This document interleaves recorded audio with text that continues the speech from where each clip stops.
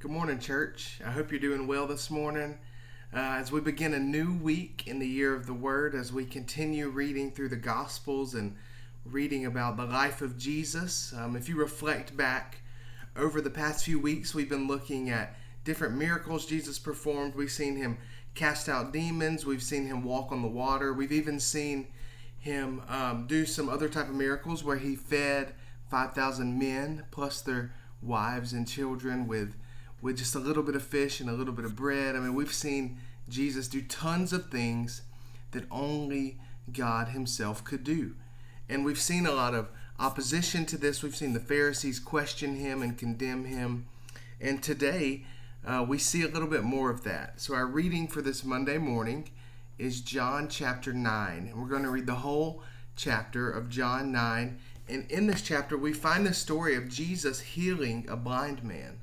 And now we know from this story that this man had been blind his whole life. It said Jesus was passing by, and there was a man who was blind from birth. And then the disciples asked Jesus a question. They said, referring to this man's blindness, they said, "Who sinned, this man or his parents, that he was born like this?"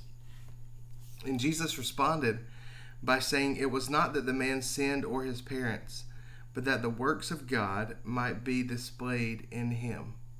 And it's interesting just to think about what Jesus is saying here, that this man is blinded so that the work of God may be displayed in him. And I think about, in this verse, I think about God becoming strength in our weakness. You know, we see that verse and that idea a couple times through the New Testament and even throughout the Old Testament, that God's strength is made perfect in our weakness. And it's just a beautiful thing that God chooses to use broken and fallen people like you and me who may not be blind, but we all have deficiencies in some place or another.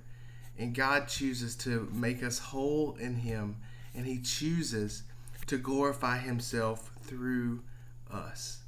It's such an amazing thing that we just get to be a part of glorifying God, as we are broken, fallen human beings, and none of us are perfect. But that's what Jesus said. He was like this so the works of God may be displayed in him. And so Jesus, it says that Jesus spits in the dirt, rubs it together, and rubs it on the man's eyes. And he tells him to go away and to wash it in a pool of Siloam. The pool of Siloam, my Bible says, which means sent. And so it says he went and he came back seeing. And people saw this man. He came back and he was able to see, and they were really in disbelief. And they said, "Isn't that the man who used to sit and beg, who was blind?" And some said, "He looks just like him," but that's not him. They just couldn't believe that this man could actually see. And so they asked him what happened. And he told them that it was Jesus, that it was a man named Jesus who put mud on his eyes and told him to go and wash them. And so then, because Jesus performed this miracle, they asked, "Well, where is Jesus?" But the man did not know. And it says the people went out and they actually brought the Pharisees to this man, and the Pharisees questioned him about who had done this work, who had given him his sight back. And once again here we see the Pharisees seeing an act that only God could do and still denying the fact that the one who did it, Jesus, was God. They said, "This man is not from God, for he does not keep the Sabbath," because he healed this man's sight on the Sabbath, so surely it wouldn't have been God. And then it says, but other people said, "How can a man who is a sinner do such things?" And then we come back around and we see again that this man who had been healed said it was not a sinner, but it was Jesus who had done these things. And then Jesus asked him, "Do you believe that I am the Son of Man?" And he says, "Yes."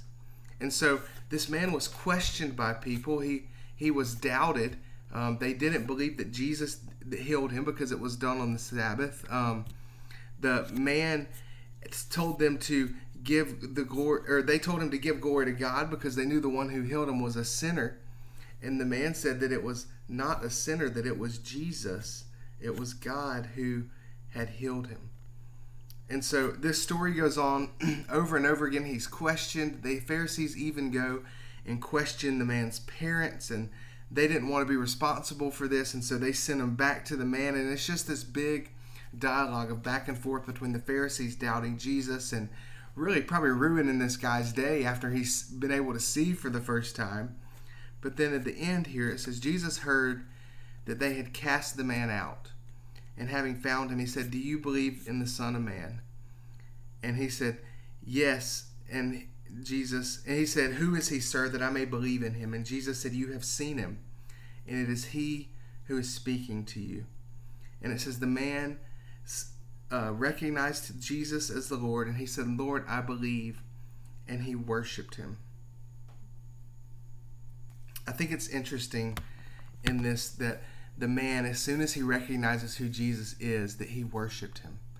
And that should be our response. When we realize that we are broken, fallen people, and that Jesus is God, he is perfect, he is holy, he is everything we are not. When we recognize that, our response should be to fall down and worship just as this man did. Also, I think in this passage we see that Jesus does things that no one else can because he is God. Jesus can do the impossible. And so whatever the impossible is in your life, whether it's someone who you think will never come to salvation, whether you think it's a problem in your own life that will never be fixed, trust and know that Jesus does the impossible, and worship him today for who he is. So I hope you have a great Monday.